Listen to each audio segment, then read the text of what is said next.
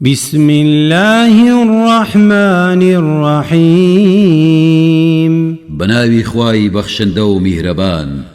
والتين والزيتون سوين بهنزير زيتون وطور سينين وسوين بطور سيناء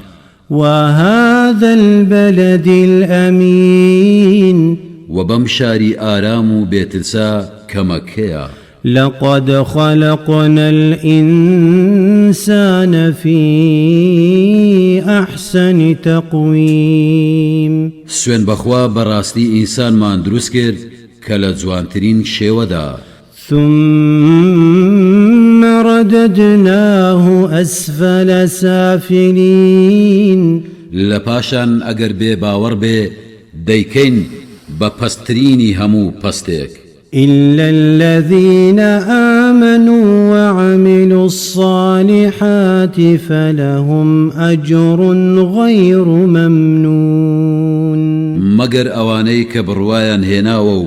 كردو تساككانيان كردوا بو اوان هيا پاداشتي نبراوا فما يكذبك بعد بالدين زائي ترتي ببرواد دكات بآين أليس الله بأحكم الحاكمين آيا خوا فرمان رواتري همو فرمان روايانيك نيا